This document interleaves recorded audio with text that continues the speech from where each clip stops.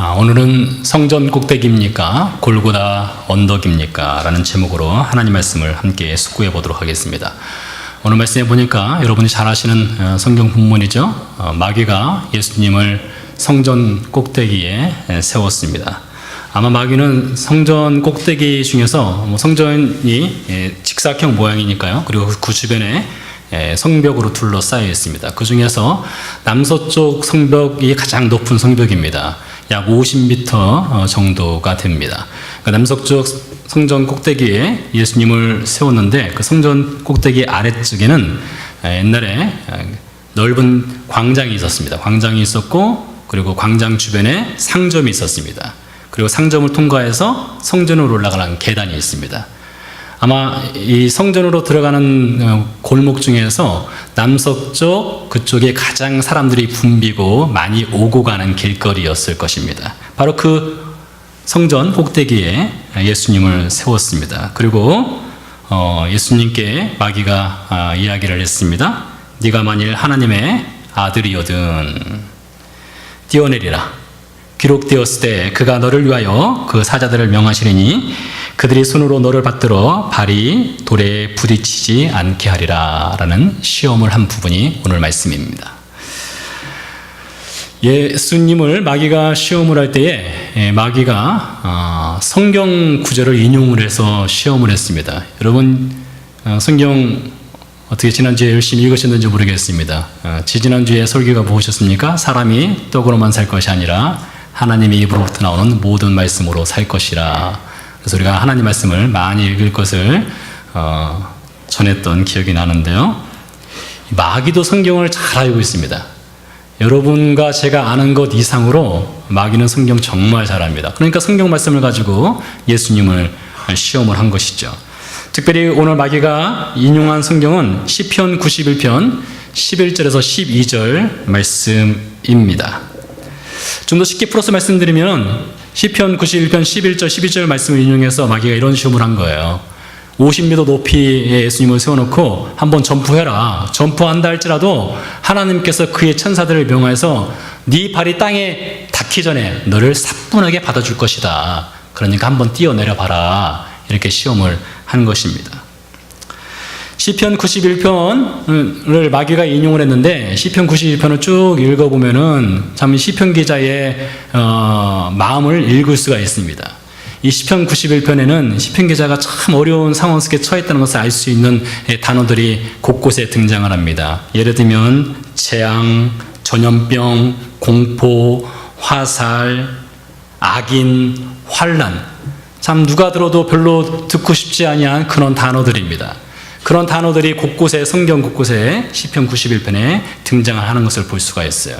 그러고 보건대 지금 이 시를 쓴 시편 91편을 쓴 사람은 지금 매우 어려운 환난 중에 처해 있다는 것을 엿볼 수가 있습니다.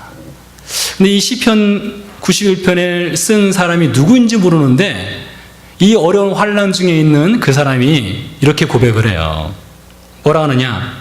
하나님, 내 상황은 지금 전염병과 질병과 환난과 악인이 있고 밤에는 공포가 있고 낮에는 화살이 날아오지만 하나님은 여전히 전능하신 분이십니다. 하나님은 나의 피난처가 되십니다. 하나님 나의 삶의 요새가 되십니다.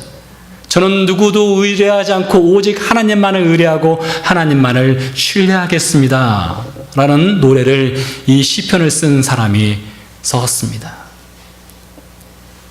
그럴 때에 많은 환난과 역경과 고난이 그에게 닥쳤을 때에 그가 믿음으로 하나님 나의 피난처시고 나의 요새시고 내가 의뢰하시는 분이십니다 라고 고백할 때에 하나님께서 그에게 주신 메시지가 무엇이냐?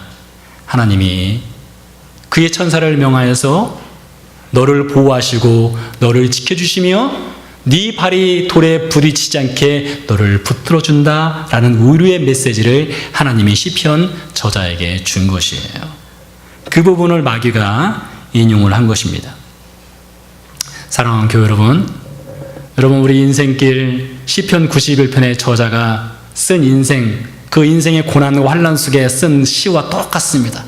정도의 차이는 있겠으나 누구도 예외 없이 여기 서 있는 목사도 예외 없이 인생에는 어려움이 있습니다.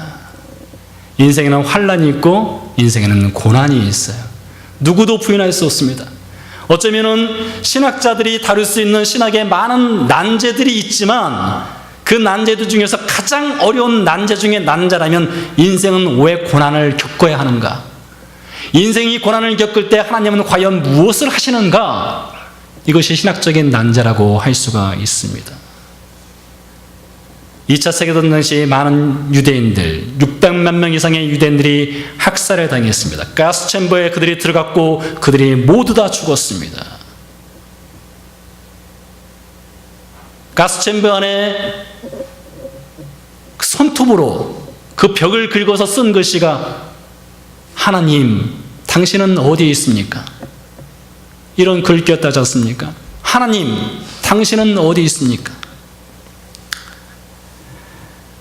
아마 저와 여러분도 그런 질문을 할 때가 있을 것입니다. 앞으로 있을 수도 있고 이미 여러분 그런 질문을 해보신 경험이 있을 거예요. 바로 시편 91편의 저자도 그랬다는 것입니다. 그때 마귀가 속삭이는 것입니다. 뭐라고 속삭이느냐? 이런 고난과 환난 중에도 너가 지금 고난받고 있고 환난 중에 있는데 이런 중에도 너는 하나님을 신뢰할 수 있느냐? 하나님을 믿을 만한 분이시냐? 너를 돕는다는 하나님은 과연 어디 계시느냐? 이런 질문을, 이런 시험을 마귀가 할 수 있다는 것입니다. 마귀는 우리로 하여금 하나님을 신뢰하지 못하도록 하기 위해서 온갖 방법을 쓰는데 주로 이 방법을 씁니다. 하나님 도대체 어딨냐? 너를 돕는 하나님 어딨냐? 이런 방법을 쓴다는 것이죠. 자, 그때 마귀가 이렇게 예수님을 시험을 할 때 예수님이 마귀에게 대답을 했습니다. 대답한 것이 7절 말씀인데요. 이렇게 말씀하셨습니다. 또 기록되었을 때 주 너의 하나님을 시험하지 말라. 마귀가 성경을 가지고 예수님을 시험을 하니까 예수님 무엇으로 답을 하셨습니까? 성경을 가지고 답을 하셨어요. 그러니까 여러분 성경을 알고 읽고 묵상하는 것이 얼마나 중요합니까? 우리의 싸움은 혈과 육의 싸움이 아니라 하늘의 권세 잡은 영과의 싸움이라겠습니다. 그렇기 때문에 우리에게 필요한 것은 무엇이냐? 하나님 말씀인 것이에요. 예수님도 하나님 말씀으로 마귀의 시험을 대적을 하였습니다. 주 너의 하나님을 시험하지 말라. 이 말씀은 출애굽기 17장에 기록된 말씀입니다. 출애굽기 17장에 보면 출애굽을 했던 이스라엘 백성들이 광야 길을 여정을 행하다가 그들이 물 부족 사태를 겪게 되었습니다. 여러분 광야에서 물이 부족하다. 이것은 생명과 직결되는 문제입니다. 그래서 그들이 아우성을 쳤습니다. 모세에게 물을 내놓으라고 대들었습니다. 그때 모세가 말합니다. 너희가 어찌하여 하나님을 시험하느냐? 이렇게 이야기를 한 것입니다. 이집트나 이스라엘 광야를 가서 실제로 그 땅 그 광야를 걸어보면 이스라엘 백성들의 그 상황이 얼마나 절박했는가를 체험할 수가 있습니다. 저는 사실 물을 잘 마시지 않습니다. 여기 강단에 물이 있지만 이 물은 제가 사실 좀 일부러 마시는 경향이 좀 있습니다. 물론 목이 가끔 타기도 하지만은 올려놓으신 분의 정성을 봐서 제가 가급적이면 다 마시려고 노력을 합니다. 근데 제가 광야를 몇 번을 걸어봤는데 저는 사실 물을 평소에 잘 마시지 않기 때문에 물 없이도 충분히 몇 시간 걷는 것 문제 없다 생각을 했었습니다. 근데 웬걸요? 광야를 걷다 보니까 코카콜라가 중요한 것이 아니더라고요. 사이다 그거 별거 아닙니다. 물이 중요하더라고요. 그러니까 이스라엘 백성들이 광야를 길을 행할 때에 자기 자녀가 물이 없어서 입이 바짝바짝 타들어가는 것을 볼 때 부모의 심정이 어떻겠습니까? 그러니 당연히 모세에게 물을 달라고 요청을 한 것입니다. 근데 모세는 왜 너희는 여호와를 시험하느냐? 좀 이해가 되지 않는 이야기를 하고 있습니다. 여러분 이해를 돕기 위해서 좀 상황을 좀 오늘날로 바꿔서 말씀드릴까 합니다. 제가 어느 날 이건 그냥 예입니다. 실제 일어난 일이 아닙니다. 제가 어느 날 기도하는 중에 하나님께서 저에게 말씀을 주셨습니다. 야, 이번 여름에는 너희 교우들과 함께 그랜드 캐니언을 한번 갔다 와라. 이런 감동을 주셨어요. 그래서 제가 여러분들에게 광고를 했습니다. 교회 여러분, 하나님께서 저희 감동을 주시기를 이번 여름에는 그랜드 캐니언을 갔다 오라겠습니다. 그러니까 우리가 다 같이 그랜드 캐니언을 갑시다 했어요. 여러분들이 네, 좋습니다. 여러분들이 다 좋다고 해서 이제 가기로 했습니다. 네, 다음 주에 가야 될 것 같은데요. 가기로 하고 이제 교회에서 밴을 빌렸습니다. 밴을 빌려서 이제 다 같이 이제 차를 타고 이 그랜드 캐년을 향해서 달리고 있습니다. 뭐 저는 뭐 가본 적은 없지만은 달리다 보면 그런 길이 있다면서요. 주변에 아무것도 없고 도로만 펼쳐져 있는 곳이 있다면서요. 그래서 이제 달리다 보니까 이제 가스는 점점 떨어져 가지 않겠습니까? 가스는 떨어져 가는데 주유소가 나타나지 않는 겁니다. 가스가 완전히 바닥에 났습니다. 길이 멈췄어요. 휴대폰도 불통입니다. 사람도 없습니다. 주유소도 없습니다. 인적이 아무도 없어요. 어떻게 하시겠습니까? 여러분 다 태우고 제가 가고 있는데 그런 일이 벌어진 거예요. 그럼 여러분 어떻게 하시겠어요? 아마 어떤 분들은 저한테 찾아와서 아니 하나님이 말씀하셨다면서요. 하나님이 그랜드 캐니언 가라고 했다면서요. 그러면은 당신이 믿으니까 이 가는 거 잘 준비해서 아무런 문제 없이 가스 떨어지지 않게 좀 잘 준비하고 갈 수 있도록 해줘야지. 이게 도대체 지금 뭐 하는 겁니까? 하나님 그렇게 말씀하신 것 맞습니까? 잘못 들은 거 아니에요? 이런 말 할 수 있지 않겠습니까? 바로 그와 같은 거예요. 지금 이스라엘 백성들이 출애굽을 해서 나왔는데 나와 보니까 물 부족 사태가 벌어진 겁니다. 그러니 당연히 모세한테 와서 책임져라 이렇게 한 것입니다. 근데 그때는 모세가 그때 답하기를 도대체 너희는 왜 하나님을 시험하느냐 이렇게 이야기를 했다는 것이죠. 근데 이스라엘 백성들이 왜 그랬을까요? 이스라엘 백성들은 지금 물이 부족했을 때에 하나님이 정말로 살아계시다면, 하나님이 정말로 전능하시다면 우리에게 뭘 줘야 돼요? 물을 줘야 된다는 겁니다. 그러니까 이스라엘 백성들에게는 하나님의 살아계신 여부, 하나님의 전능하신 여부가 뭘로 결정되느냐? 당장 물을 주면 하나님은 살아계신 것이고, 당장 물을 주면 하나님은 전능하신 것이고, 당장 물을 주면 하나님은 우리와 함께 하신 분, 이렇게 여겼다는 것입니다. 그랜드 캐니언을 가다가 가스가 떨어졌을 때에 가스를 공급해주면 하나님은 살아계신 분이시고, 가스를 공급해주지 않으면 하나님은 우리와 함께하지 않는 분, 이렇게 결정하는 판단 기준으로 만들었다는 것과 똑같습니다. 여러분, 하나님의 살아계신 여부, 하나님의 전능하신 여부, 하나님은 우리와 함께하냐 함께하지 않는 여부의 결정 근거가 여러분의 상황에 따라서 되는 것이 아닙니다. 이스라엘 백성들이 물이 없다고 해서 하나님이 죽었느냐? 그렇지 않습니다. 이스라엘 백성들의 자녀가 목말라서 입에 바짝 타들어간다 할지라도 하나님은 어떤 분이세요? 살아계신 분이시고 전능하신 분입니다. 근데 마귀는 뭘로 시험하느냐? 그것이 아니다. 네 상황을, 네 환경을 하나님이 해결해 주지 않으면 하나님은 안 계신 거야. 이것이 바로 마귀가 주는 시험이라는 것입니다. 이 전형적인 마귀의 시험에 빠져들 뻔한 선지자가 한 명 있었습니다. 바로 하박국 선지자입니다. 하박국 선지자가 살았던 시대는 주변 이웃 나라들이 이스라엘을 호시탐탐 노리고 있었습니다.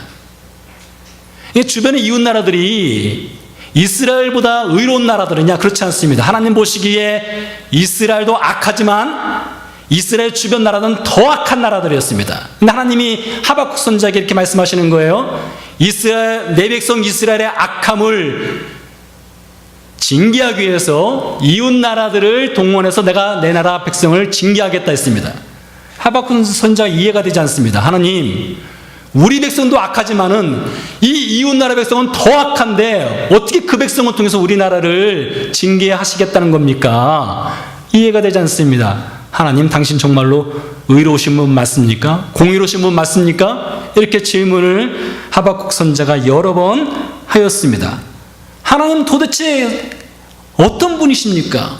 하나님 당신 의로우신 분이십니까? 이게 하박국 선지자한테는 큰 질문이었습니다. 근데 하박국 선지자가 쓴 글 하박국서를 1장부터 3장까지 읽어보면 마지막 장면에 가서 우리가 잘 아는 아주 멋진, 성경에 많은 고백들이 있지만 정말로 멋진 하박국 선지자의 고백이 있습니다. 뭐라고 합니까? 비록 무화과 나무가 무성하지 못하며 포도나무에 열매가 없으며 감람나무에 소출이 없으며 밭에 먹을 것이 없으며 우리의 양이 없으며 외양간에 소가 없을지라도. 그러니까 우리 소상교 집사님 댁에 있는 아름다운 정원에 이번 겨울에 날씨가 하도 추워서 마늘이 다 말라 죽었어도 우리 교회 텃밭에 심었던 여러 가지 씨앗들이 다 말라 죽었어도 하박국 선지자가 그것을 보면서 이렇게 고백하는 거예요. 다 말라 죽었어도 뭐라고 하느냐? 나는 여호와로 말미암아 즐거워하며 나의 구원의 하나님으로 말미암아 기뻐하리로다. 상황이 바뀌지 않았습니다. 상황은 동일합니다. 여전합니다. 그러나 하나님으로 말미암아 나는 기뻐하고 즐거워한다라고 하박국 선지자가 고백을 하고 있어요.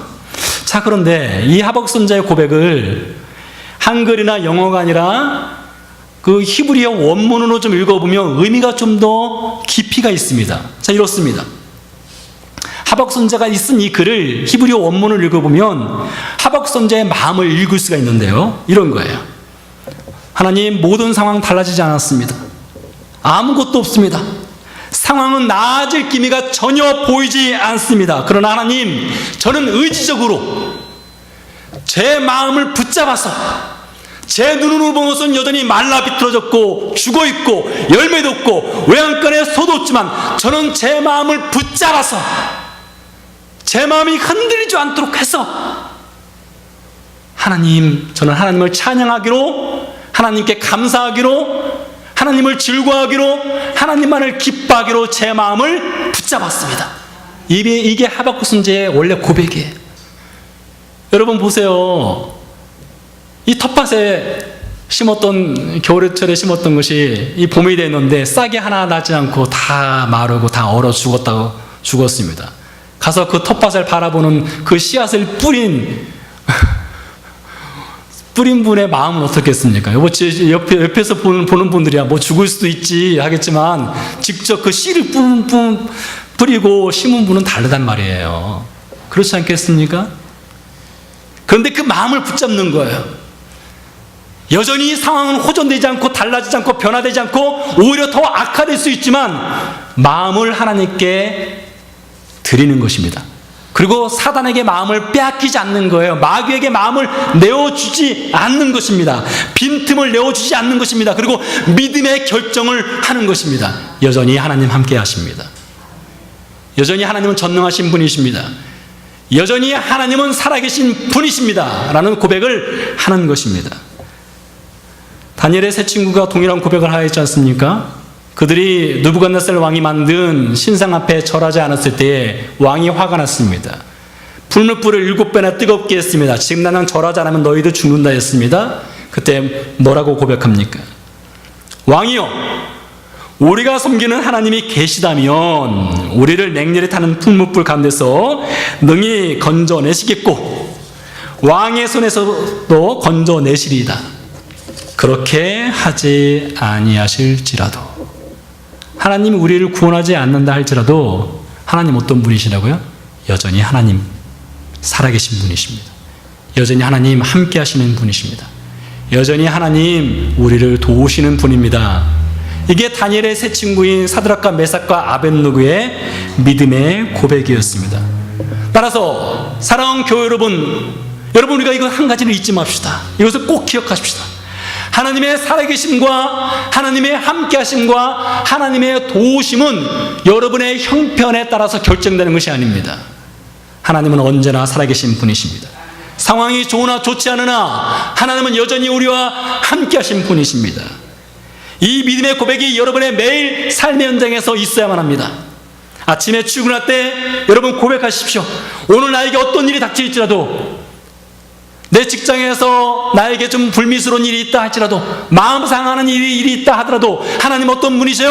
하나님은 살아계신 분이십니다. 하나님 나와 함께 하시는 분이십니다. 하나님 나를 도우시는 분이십니다. 제가 피할 것은 오직 하나님이십니다. 이렇게 믿음의 고백을 하고 한번 출근해 보세요.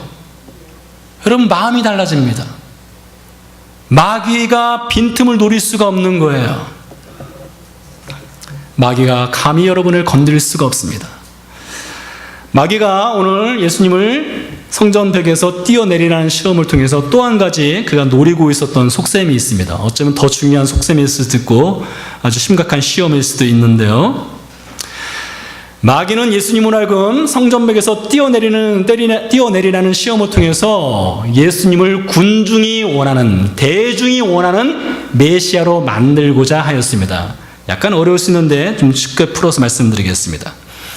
자, 이것을 좀 이해하려면 당시 유대 나라의 전통을 좀 이해할 필요성이 있습니다. 유대인들이 예수님 시대 당시에 메시아를 학수고대하면서 기다렸습니다. 메시아가 언제 오시냐 굉장히 많이 기다리고 있었고 그것이 정점을 이루고 있을 때였습니다. 자, 그런데 유대인들은 도대체 누가 메시아냐 이것이 궁금했습니다. 메시아가 어떻게 오느냐 궁금했는데 하나의 전설 같은 이야기가 있었습니다. 그 전설이 무엇이냐? 메시아가 오시면 메시아가 성전벽에 설 거라 하겠습니다. 성전 꼭대기에 서서 이스라엘 백성들을 향해서 내가 너희가 기다리던 바로 그 메시아다라는 선포를 할 것이라는 전승이 내려오고 있었습니다. 랍비들이 그것을 가르쳤습니다. 그래서 일반 백성들은 생각하기를 메시아가 오시면 언젠가 저 성전 꼭대기에 서서 그가 나는 너희가 기다리던 메시아니라 라고 말할 것이라고 믿게 되었습니다. 자, 그러니 예수님이 성전 꼭대기에 서서 내가 너희가 기다리던 메시아다라고 선포할 뿐만 아니라 거기서 펄쩍하고 뛰어내린다면 그 밑에 수많은 사람들이 오고 가면서 뛰어내리는 그 메시아, 선포하시는 그 예수님을 바라보면서 당연히 우리가 기다렸던 메시아가 그분이다, 예수님이다 하면서 예수님을 따르지 않겠습니까? 그러니까 대중이 원하는 메시아가 될 수 있는 절호의 찬스가 예수님께 지금 주어진 것입니다. 자, 그런데 예수님이 거기서 뛰어내리지 않았습니다. 뛰어내리지 않았어요. 그러면서 예수님께서 말씀하시기를 주 너희 하나님을 시험하지 말라, 마귀의 시험을 물리쳤다는 것이죠. 왜 그랬습니까? 왜 예수님 거기서 뛰어내리지 않았을까요?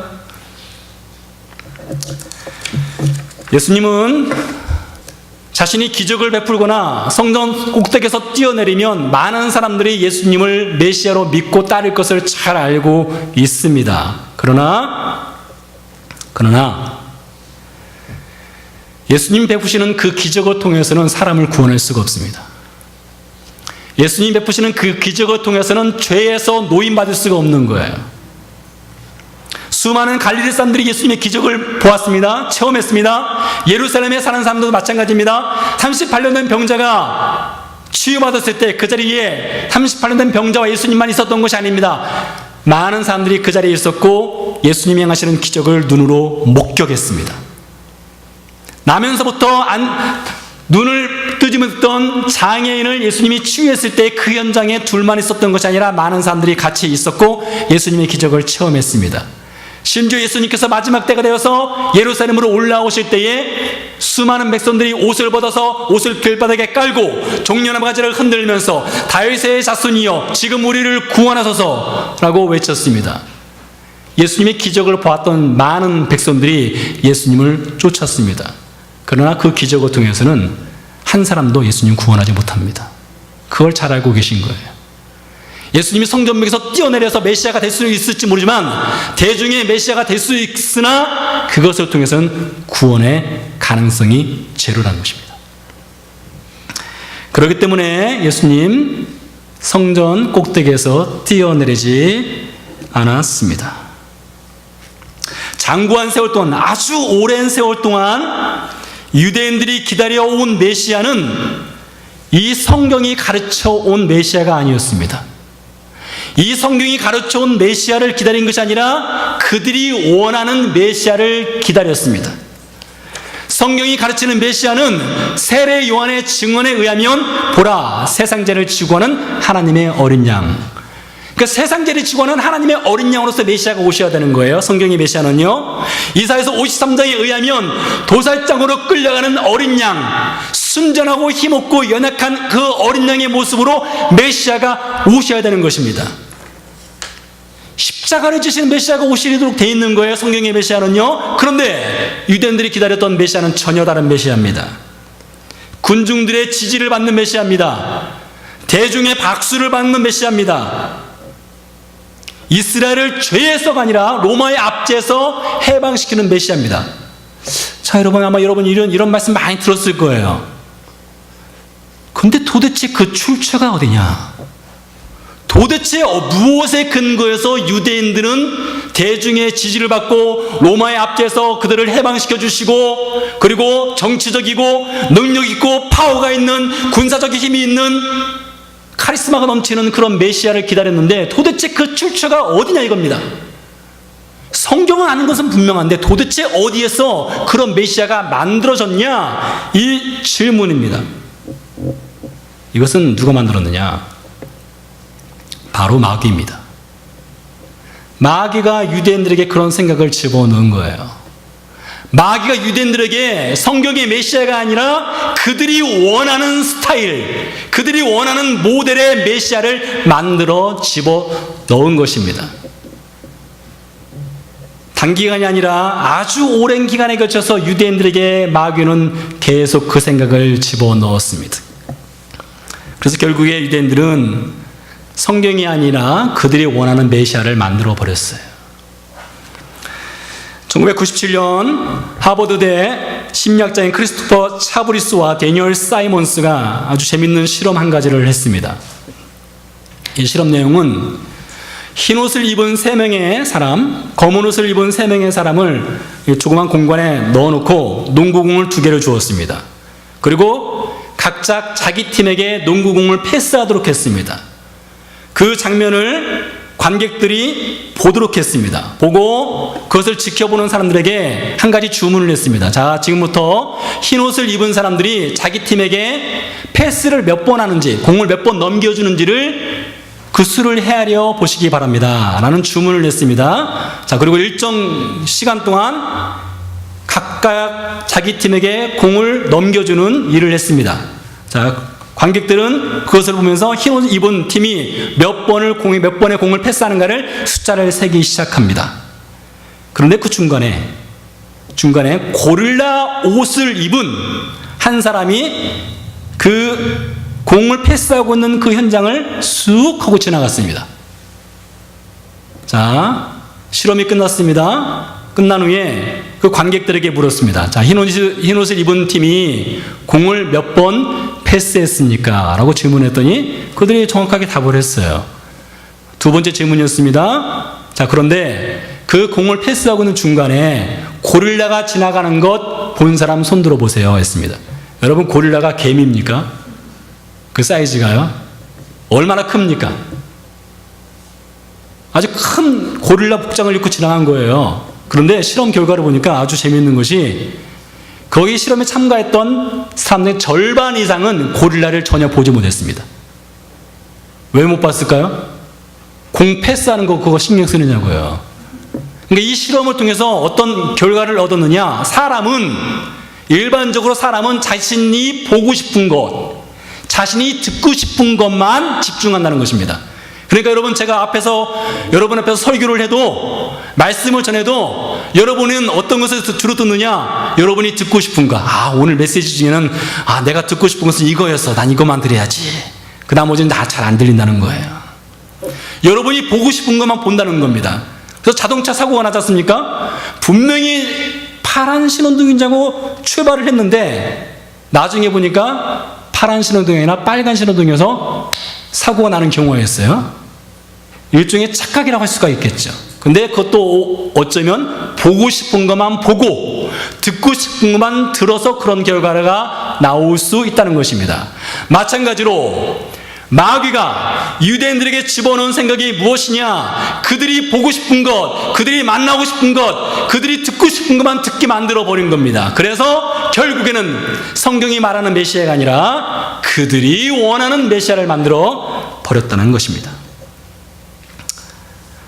사랑하는 성도 여러분 어떻습니까? 여러분이 원하는 메시아가 도대체 누구입니까? 여러분이 원하는 예수님이 도대체 누구입니까? 성경이 말하는 메시아를 여러분 원하고 그분을 따르고 있습니까? 아니면 여러분들이 원하는 여러분 나름대로의 메시아를 만들고 있습니까? 오늘 마귀는 예수님을 성전 꼭대기에 세워놓고 성전 꼭대기에서 뛰어내리는 메시아가 되게 하려는 시험을 했습니다. 그것은 대중이 원하는 것입니다. 백성이 원하는 메시아입니다. 그러면서 대중의 인기를 얻을 수 있는 메시아를 만들어 버리려 하였습니다. 그러나 예수님 성전 꼭대기에서 뛰어내리지 않고 그분은 골고다 언덕을 향해 갔습니다.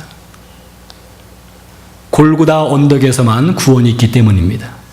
성전 꼭대기가 50m가 아니라 500m라고 해서 거기서 뛰어내린다 한들, 아무리 큰 기적을 베푼다 한들 유대인에게, 이스라엘 백성에게, 이방인에게 그 누구에게도 구원을 베풀 수가 없기 때문입니다. 그러나 보잘것없고 아무것도 아닌 것 같은 골고다 언덕에 예수님이 서시미에 되면 죄인이 구원받아 하나님의 자녀가 되기 때문입니다. 그래서 예수님은 성전 꼭대기가 아니라 골고다 언덕으로 가신 것입니다.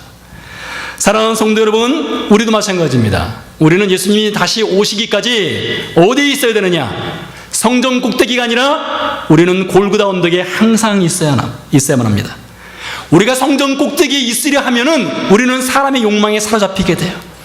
우리가 성전 꼭대기로 올라가면 올라갈수록 우리의 이름을 드러내고 싶어 합니다. 그러나 우리 그리스도인들은 그렇게 살지 않습니다.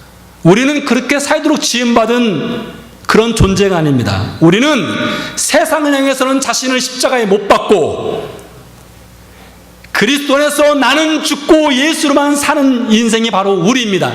여러분, 이것은 우리의 운명이자 우리의 숙명이자 우리의 특권입니다. 그래서 우리 그리스도인들은 성전 꼭대기가 아니라 골고다에 우리의 인생의 집을 짓고 살아가는 거예요. 여러분, 마귀에 쉽게 노출되고 시험에 빠지는 이유가 무엇입니까? 그 성전 꼭대기에 그 단량한 우리 이름 석자 한번 새겨보겠다고, 그것 때문에 우리가 마귀의 시험에 빠지는 것입니다. 우리의 이름을 좀 더 크게 내려면 위로 올라가야 되죠. 50m가 아니라 100m, 200m 높이 올라가야만 합니다. 그러나 예수님 우리를 그렇게 부르지 않았습니다. 성전 꼭대기에서 내려와라, 그리고 골고다 언덕으로 가라. 이것이 예수님이 우리의 부르심입니다. 사랑하는 교회 여러분, 오늘 이 두 가지를 꼭 기억합시다. 우리의 형편과 우리의 상황이 어떠하더라도 그것이 하나님의 살아계심과 하나님 함께 하심의 여부의 결정 조건이 아닙니다. 하나님 항상 살아계시고 전능하시고 도우시고 함께 하시는 분이십니다. 이것이 여러분의 매일의 삶의 고백이 되어야 됩니다.